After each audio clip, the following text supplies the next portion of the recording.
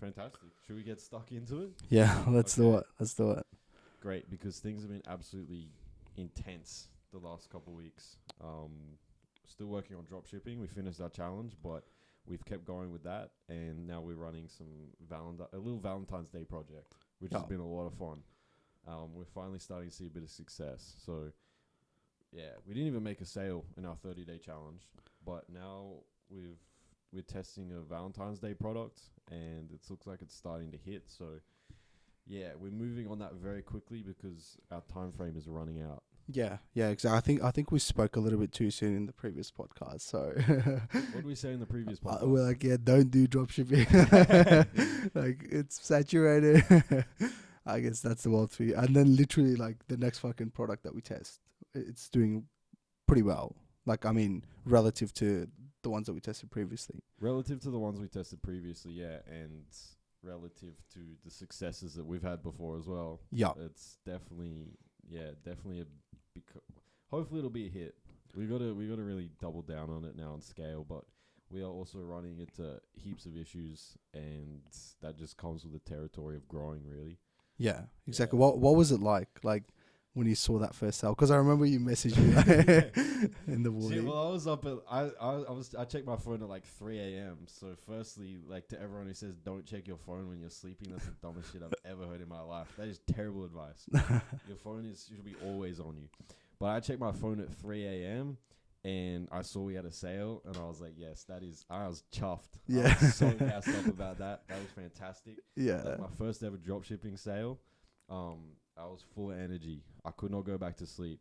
So actually what happened with that was I went to look at our ads manager, and I checked on that, and I realized our pixel wasn't working. So, our pixel wasn't connected correctly. So I had to go in and sort that out at like 3 a.m., which was a fun little project. But, who needs to sleep? Yeah, sleep is for the weak. Like sleep is for the weak. yeah, Yeah. imagine having to sleep more than like 5 hours a day, like or a night. I don't have time to sleep Yeah. more than 5 hours a night. I'm being quite frank. Yeah, if you're In grinding. all honesty. Yeah, like Yeah. I see all these billionaires that are like, oh, I sleep like 4 hours. Like I've seen those like schedules of like Mark Wahlberg, where he's Yeah, or like, Dwayne Johnson. Yeah. Like 3 hours a night. yeah, I wake up at 3:30. I fucking ran 16 kilometers, Yeah. and then I took my kids to school. They just run off pure testosterone. Yeah, I That's- mean, you don't, and yeah, probably other types of drugs, but that's probably we can't discuss that at the moment.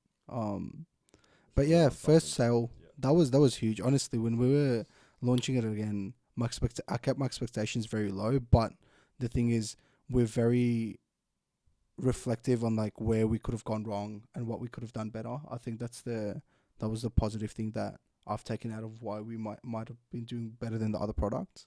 Because we knew when a product like wasn't hitting, we're like, yeah, this product is probably dead. But with this one, where it's like you get your first sale, you sort of get that like rush of like, okay, how else can we improve this store? You know what I mean? Like it gives you that motivation, that hope that like, yeah, this is possible.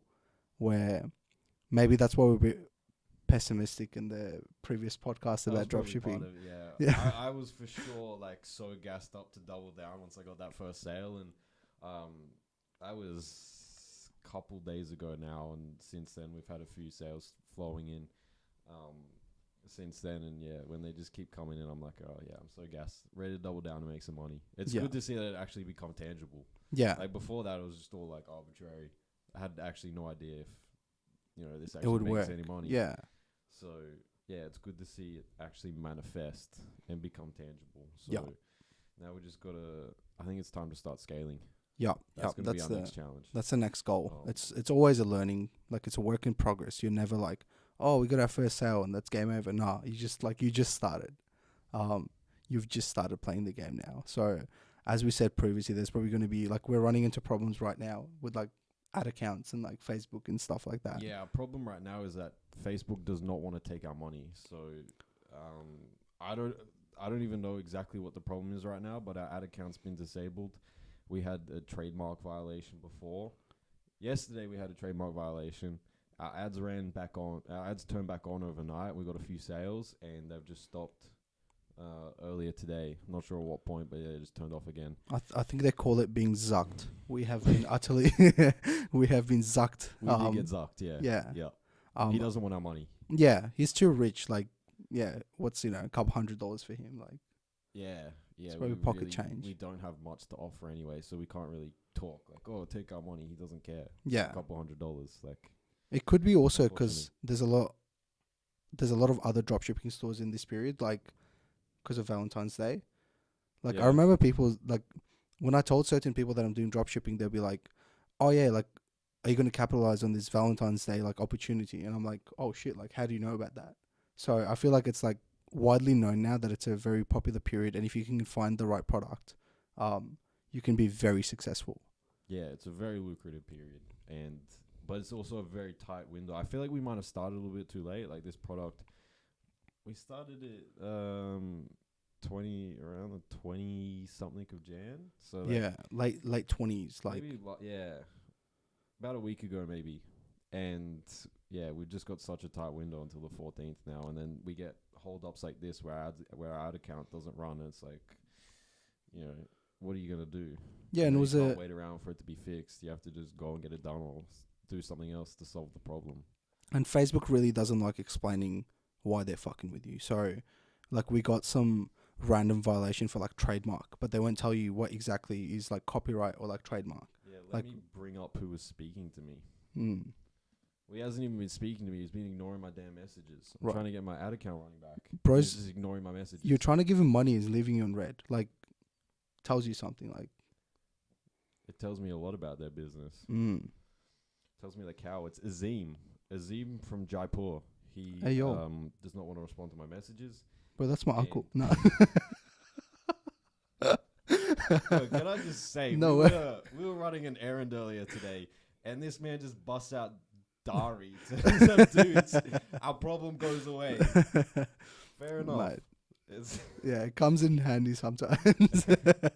when was the last time you like spoke? When was the last time you had a conversation in Dari? Oh, no, like I speak Dari all the time, but to get stuff done, probably the last time was we were actually in a shisha shop. Like this is it's a bit stereotypical, but this was like 2 years ago, like back in the grad conference. Like, do you remember how we went to like Yeah. Geelong and stuff? So me and a couple of the boys, we went out to like this shoe shop in Geelong, and there was like 10 of us, right? And the thing is, like, only like 2 people or 3 people were like, yeah, I'm gonna smoke shisha. So the rest were just there for the vibes. And the guy at the store was like, nah, it's like, every 2 person has to get a shisha. So he wanted us to get like 5 shishas. And then I just looked at him. He didn't really look Afghan. Like he genuine. I thought he was Middle Eastern. And I just started speaking like Dari to him. And yeah, I was just like, thinking, like, bro, because his shoe shop was like So you empty. just took a stab. Yeah, you I said, just I'm took gonna a speak stab. Dari. If he Yeah. speaks Dari, good. If Yeah, not, if it then doesn't, then he's just gonna be like, bro, say what lovely. like, what are you on about? Like, what is that? Yeah, no, it's very helpful. Especially in scenarios where you need something from someone or you're trying to convince them to do something. Correct. Like I remember I used to work for like Apple for a while there, and we were supposed to like sell computers, this and that. And this guy came in, and like I feel bad because I like rinsed him for like 3-4K. Like I sold them. I mean, we didn't get commission, so there wasn't any incentive for me to do this. But like he was telling me what he needs it for, and I was speaking to him in Dari, and he's like, you know what? I also need a laptop today. I need an iPad today, and like so he went from like buying an Apple Watch to buying a MacBook and a fucking iPad. Yeah. Anyway, Because your Dari. exactly. It solves problem. It's fantastic. And for those that don't know, Dari is not a cigarette. It's not a durry. It's a language. Australians watching our podcast. Yeah. Dari. Yeah, it's a language from Afghanistan. So yeah, it's Comes in handy. yeah, a lot When of you gotta times. grab something off Abdul and he doesn't want to hear it from the white guy, you just Yeah. bring the Afghani. I was Problem speaking to that guy yesterday. Like, remember the guy we met at the bar, the one with the e-commerce store? He like one of his big things was like a lot of people underestimate how much value community can bring to you when you're starting out your business, because you can just rely on them. Because if you're close to your community, like especially if you have like a multicultural community, and you can sort of get known as the guy that does a certain thing, and so everyone will go to you for that. So if you're the guy that sells, I don't know, like vapes, right? Like let's say you dropship vapes, everyone will know you as like the vape dropshipping guy. And so yeah, it's a bit of a random product, but yeah, community, they definitely get around the people that are from like similar backgrounds. Yeah, and yeah, I know a lot of people that have like succeeded, like in Melbourne, especially. Like, I don't know if you know about like Z Real Estate. Do you know about Z? Real estate. No. Are they in the south? They're like in Or Moorabbin, Brighton, that area. Yeah, Like, okay. No, I haven't heard of it. yeah, so he's like huge now because like every Afghan that's like selling, he's like the premium guy They go to to go him, to. yeah. Yeah, like he's gonna go like like if you're a white guy, it's just the connection's not there, the rapport's not built. Whereas like the moment I speak to anyone Afghan, I've already built rapport. Like I don't need to like do anything extra. Yeah, yeah. So it's very helpful. Yeah, you could tell as soon as you started speaking to him that in Dari. Yeah. Mm. Just built that trust with him immediately. And yeah, solved that problem, which was fantastic. So yeah, I'm just trying to network my way into the Afghani community slowly. Yeah, In Melbourne. yeah. But yeah, network's huge as well. Mm. Network. We can definitely talk about networks. Oh, mate. Which we found out last night. It can be extremely valuable. I think no, we didn't find out. I feel like we came to a realization last night Of And like how important or like of how much important- value there is. Yeah. Of course, we know how important a network is, but I think last night it kind of like came to fruition, and similar with the dropshipping, it kind of Yeah. became a bit more tangible. We saw Exactly. Like, okay, so Yeah. this is what a network can actually do. Yeah, you see it in practice. Although we haven't like, we're not saying we're like the most connected people in Melbourne or anything like We're that. getting But there. yeah, Close. mate, one day, takeover's coming. One day soon. Yeah, but like when you build that connection and you see like the opportunities that can lead to, because the guy that we spoke to, he's been through what we're trying to go through, but he's like succeeded, and he's at a different stage where he's now scaling his company to the point where he's like trying to sell it. Like, you know what I mean? Like he's trying to get to that point. Like we haven't even. We're just thinking about how we're going to get profitable, how we're going to find a product. Like, yeah, how are we going to hit costs? Exactly. That's what we're figuring Yeah. about right now. Yeah. How are we just going to make costs, and then we can worry about profit, and then we Exactly. can worry about making actual money. Mm. It's a whole process. But if you got other people there who can assist you on the way, and just provide you with a bit of guidance and even just inspiration, Yeah. talking to someone like that and just seeing what they've done, it really inspires you, and you can just like look at it and be like, okay, that could be us. Yeah. I It's mean, real. It's right there. It's right in one front of day, us. yeah, like when we're like 40, we'll come across some teenagers trying to drop ship, and Exactly. we'll drop some wisdom on We'll them. say, look, this is our time. Yeah. This is our time. We can have some little proteges. That's the goal. And do you know what Do it that. is? I feel like it's part of human nature to just contribute to like other people that are grinding. Like, because if you've been through the grind and you've been an entrepreneur, like this is what I think. I'm not like, I don't know if this is how it is, but like you've been through so much hardship, you've grinded so much to achieve this thing, and you know how much it takes for someone to achieve that. And if you can make someone else's life a little bit easier through your wisdom or through advice, I feel like there's like a deep sense of fulfillment in that. Like, you know what I mean? Like, I mean, yeah, I know what you mean. Yeah. Without getting philosophical, there's yeah. there's a lot of fulfillment within that. A lot of fulfillment, yeah. Yeah, there's something about, I don't know, whether it has something to do with us being social beings or anything of that degree, wanting to pass on our legacy. That probably Yeah. has a lot to do with it. Mm. But yeah, passing on the wisdom, it does feel great. Yeah. And when you read these books, they always tell you like people that came across that like changed their life. Like mentors or like even successful people. Like this guy came into my life and he just turned it around and he was giving me all this advice where it's like, if you try to look for a guide on how to come across someone like that, there is no guide for that. Like, it's something that's got to happen through like natural process. Like you got to go out, you got to put yourself out there, you got to talk to people, you got to network with people in the hopes that you'll meet someone that's going to sort of guide you. There's the, yeah. Surely I'll cut this out. Actually, no. I can leave it in. We'll see. This is part of the grind. Yeah, This this is part of the grind. So we are in a library. They probably can't hear it too well anyway, so it should be fine. But yeah, we're in a library, as you can see, as you could probably already tell. And if that didn't make it clear. Yeah. So we got, what'd they say, 15 minutes or 30 minutes? 30 minutes. 30 minutes, yeah. We've got 30 minutes. We'll probably hear another bell soon. So, stay tuned for that. But yeah, 30 minutes left. So, networks. The important thing with mentors as well, especially if you're starting out, if you're looking for a mentor, you really need to consider also what you can give back to them, because they're extremely busy people, and as much as they do love helping young up and coming people and passing on the wisdom as we just discussed, it's extremely important that you can also be able to provide them value and give them something in return, because it's going to make them a lot more willing to give you something, and it also shows that extra level. So if you're going out and searching for a mentor and you're networking with people and finding a mentor, they're going to love that. That shows a lot of initiative that 90% of people don't want to take. But then if you go out and network with them and find them as a mentor, and then you also find a way to provide them value, that's huge. That's huge. They respect that so much, and that's the next level beyond that. That's like the 1%. Yeah, and that's part of the journey, right? Like, because how do you provide value to someone that's already achieved so much? Exactly. Yeah, I caught up with someone the other day for a coffee who's been through all this kind of stuff, and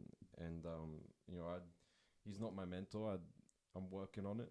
We'll see how we go one day.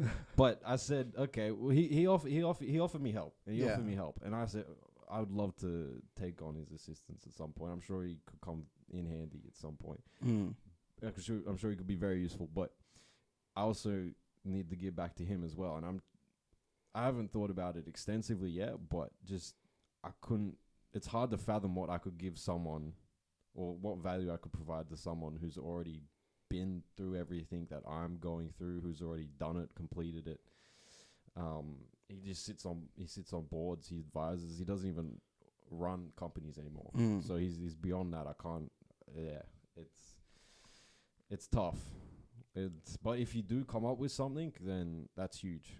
I think now that I'm thinking about it, like in that position, the only thing you can do is to keep in contact and like get to know what they do and where their problems may be, and see if you can come up with some sort of solution for them. Because that's the only thing. Because it's a bit of a stab in the dark in terms of like, you just gotta keep a positive relationship, keep on catching up with them, and then eventually they'll like. Because at the start they're just like it's just this bloke that rocked up to my office and we're just having a coffee. So he's not going to be sharing his like deep dark secrets with you, right? Like, so we got a little deep. We got a bit deep. Yeah. But we only had half an hour. Like within that half-hour period of our first meeting, you can only discuss so much. We had a great conversation. We discussed a lot, but there was also a lot that I wanted to get to that I just didn't get to. Yeah. And yeah.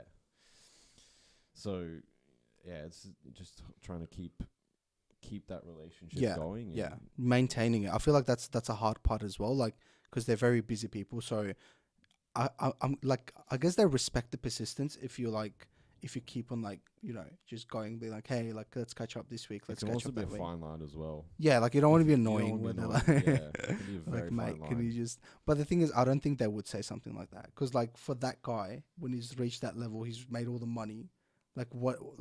Where is his value system? I don't think his value system is entirely on like, oh, am I going to make money off like sitting down with this kid? Correct. Yeah. He realistically probably expected to get nothing out of it. Yeah. Or value to him. Yeah. He was sitting down with me to help him out. Yeah. For him to help me out. Sorry. That's why he came down for coffee. Yeah. So yeah. But we'll see. Do you have any other points on that? On networking? Yeah. For me personally, I wouldn't say I like reach out to people and ask them to be my mentor type of thing, but I just like to keep a positive relationship with everyone that I respect, like in terms of people that have gone through and like they've done things that I'm like, oh, I could get something positive out of that. Because I don't know if you read that letter that was sent through by that partner that what is it, the Hunter Thompson letter? Yeah, we received a letter recently from about Hunter S. Thompson wrote it, and it was about, what was it about? It was about individuals and how everyone's unique. Yeah. Broadly, yeah. It's about how everyone's unique. Everyone's got their own experiences, their own life path, and how all their experiences and the journey they're on culminates in their own unique person. Yeah, because like the backstory to that is I think someone wrote to him because he's a very renowned I think like adventurer, because he went and joined like the Hell's Angels, and he wrote a book He about was like joining the Hell's like Angels. like an underground journalist. Yeah, Yeah, so yeah, he went on a lot of adventures. yeah. So like he's got, he's got practical wisdom that he shares with people, and like I could see that when I was reading that letter, because someone asked him for like life advice, like what should I do with my life, and it was like his main point like is like it's naive to think that someone could tell you what to do with your life, because your life is so like individual to you, like there's so many personal things to you. And yeah, like when I've tried to speak to mentors, like I remember there was a guy, he owned his own law firm, like he'd been working in law for like 40 odd years. And when I used to sit down with him, although he had all this knowledge and all this wisdom, the things that he was like telling me, like it didn't really apply to the situation that I was at, because he had a very different upbringing to me. Mhm. And I feel like it might be a little bit harder for me, because there is not many people like me out there that like, came from a refugee country. Like they came to this country, and now they're like trying to hustle, they're trying to get into the corporate world, they're trying to maintain relationship with like two different communities, getting on with different types of people. So I find it very challenging to be like, yep, this person is my mentor. But for me, what works is look at several people where you find positive characteristics that you would like to have, and maintain positive relations with those people, so you can try and not fake it till you make it, but you can try and strive towards having that characteristic. That's my mentality on like my ideal mentor relationship with people. It's not just one person. It's like I need several people that I can go to. Yeah, definitely. It's never just one person. Nah. No one person is complete either, and that's the thing. And this isn't necessarily mentors, but we've got access to the wide world of the internet now, and there's so many figures that we can look up to in the world, and you see them on your timeline all the time. You watch their podcasts, that kind of thing. You kind of almost take them on as mentors. They don't know who you Yeah. are, but Yeah. you look up to them. And what I've done recently is taken note of that, and who I spend most of my time taking in their content, in their ideas through podcasts or Twitter timeline or that kind of thing, and just observing their behavior a bit more thoroughly, because I know it makes an impact on me, and it's important to know that they're not perfect people. Exactly. They have flaws, and each of those people that I identified, I don't agree with everything they believe in. Mm. I don't agree with everything they say. I think a lot of stuff they say is extremely stupid sometimes. Yeah. But I also think a lot of stuff they say is fantastic. Yeah. And in certain areas of my life, I think that applies like exceptionally well. Mm. Yeah. So it's important to, what is the saying? Eat the meat and take the bones. Right. Cut the wheat from the chaff. Yeah. Yeah, Yeah. it's important to be aware of that. 100%. The only thing I find difficult with like finding online inspirations and stuff like that is you can't really ask them questions, because I'm a very like I want to know why people say what they say, like people's rationale behind things. And I find it very difficult to watch someone give you advice on video where you don't have the opportunity to be like, okay, why do you say that? Like, how does it apply to me at an individual level? Because that's half the, like, 20% of the work is receiving the advice. The 80% is how you apply it and whether it should apply to you. That's a difficult part, because you as an individual, as I said, like, you go through so many different journeys that you can't just generalize that, oh, this is good advice for every single person on earth. Like, if you say that you should be chasing money, it could be good advice for 80% of people, but you have 20% of people where they're in an individual circumstance where, chasing money is destroying their relationships with the people they love. Like, it's destroying their family relationships. It's just destroying things that they probably should be caring about. And on that note, On that note, we've got 20 minutes left, I believe. Yeah. Beautiful. I love how they give a friggin' bell every 10 minutes. Like, Yeah. come on, bro. I love how dramatic the fucking bell is as well. Like, it's like someone's like fucking knocking on your door, like, let me inside. It's Like, ridiculous. I'm gonna yeah. have a word with the dean. Fuck. And yeah, as you were, yeah, it's that's definitely a challenge with it being online, but I think it also presents an opportunity, that you get exposed to so many more high value people and people with success and everything. And you do obviously run into that problem, and some people the problem can be, like some of those figures, the problem can be a lot easier depending on how open they are Yeah. in like on their social media or in their podcasts, whatever, wherever you listen to them. Mm-hmm. But also a big part of that is also just being really self-aware of yourself, I think. Yeah. Yeah. And taking everything they say with a grain of salt, cutting the wheat from the chaff, taking what you think aligns with your values, what you think makes sense, what you think's reasonable, and just running with all that stuff. You don't have to listen to everything they say. You don't have to think it's all great. Yeah. I mean, I'm sure my friends and family listen to half the shit I say and think it's all stupid. But I hope I say at least like 20% of the things that I say are, reasonably correct. Yeah. No, not correct, just not reason. 20% of the things I say, I hope, are reasonably intelligent and not completely stupid. Yeah, but like that's the thing. Like when you say things, like when you believe certain things, you believe that they're true. No one believes something which they know is false. Like, you know what I mean? Like, obviously, as you evolve, your idea of what's right and what's wrong like changes and like evolves. But right now, if I give you a belief, like I definitely believe this, I'm not gonna say that if I don't believe it's true. Like, obviously, if I'm being genuine, like I'm not talking about. I hope people who say things they believe it to be genuine. Yeah. There's also an intelligence in that as well, in being able to say, okay, this is something I believe, this is the truth, but also at the same time, I understand that everyone has their own beliefs, and I'm correct, but I'm not correct. Yeah. At the same time, like it's a complex world. I think there's a certain intelligence in being able to understand that, and you can say what you believe with full conviction and full truth, but also at the exact same time understand that you're probably just wrong. Your truth is probably false for someone truth. else. Yeah. Yeah. It's like a subjective truth. Yeah. Yeah. Let me preach my story, man. This is my truth. Yeah. Damn, this podcast is getting really deep, bro. I mean, we're just meant to talk about drop shipping, but hey, say less. Let's keep going. We covered everything with drop shipping. Yeah. I think. Look, just be persistent. Be persistent, 100%. When you get your first sale, appreciate it, right? You've just started. Like, appreciate that moment. I remember when I woke up and I saw that text, I thought it was going to be like, are you coming into work today or something? And it's like, bro, we just got our first sale. Yo! Yeah.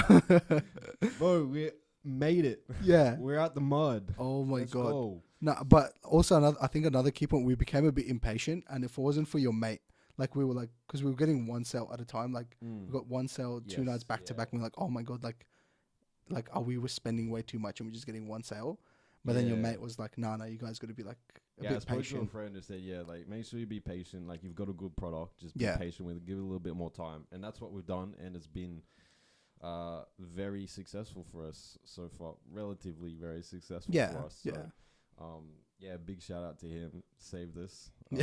It's a fine line with drop shipping as well, because it's like a numbers game. You're testing products, and you're just running the numbers, and you need to. It's a fine line where you cut the product off or where you keep testing it to run it. So that's what we learned, and we I don't know.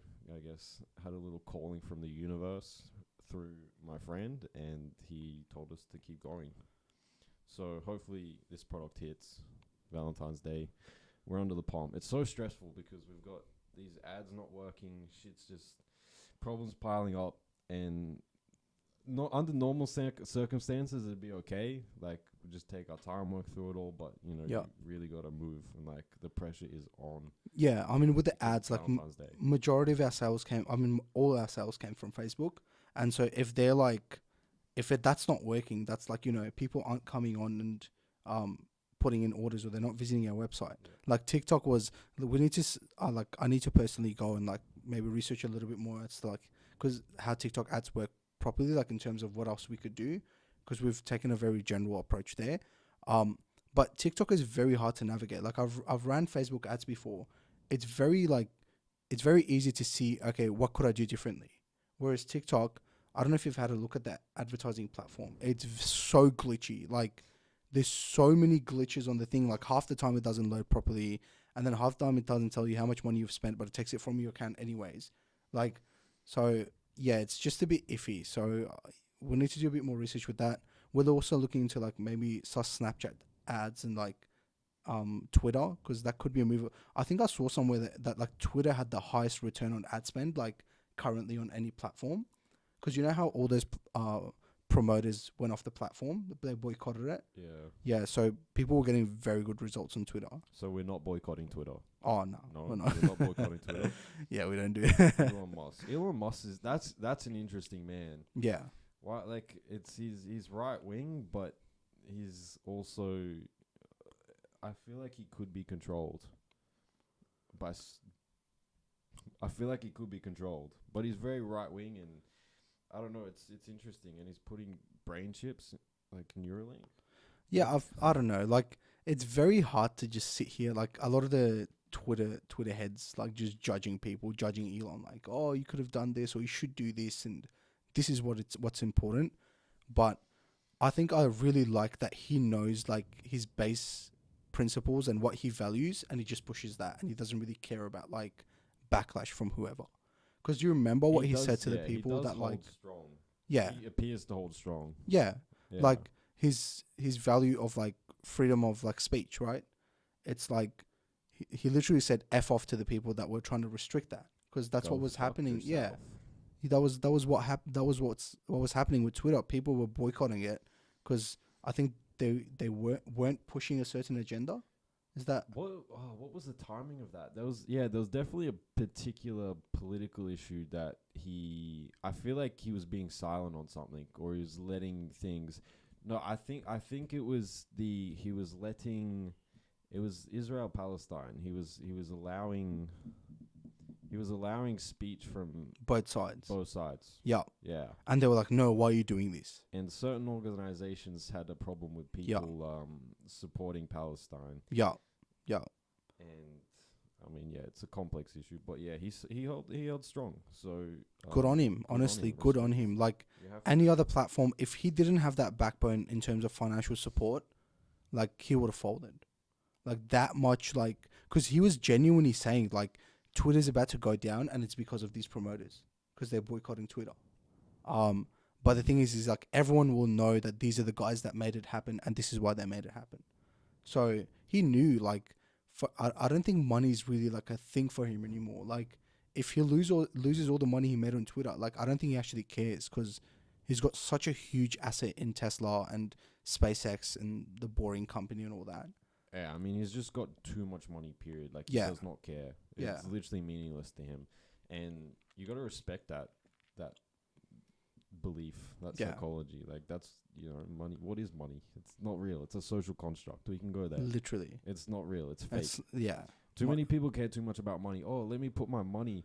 Let me put my savings. Let me budget. Let me put my savings into the S&P 500 and get 7% per year. Oh, look, I'm gonna be a millionaire by the time I'm 60. Look, no offense against people like that. I like respectfully. Everyone is different in their relationship with money and how they see the world and what they value.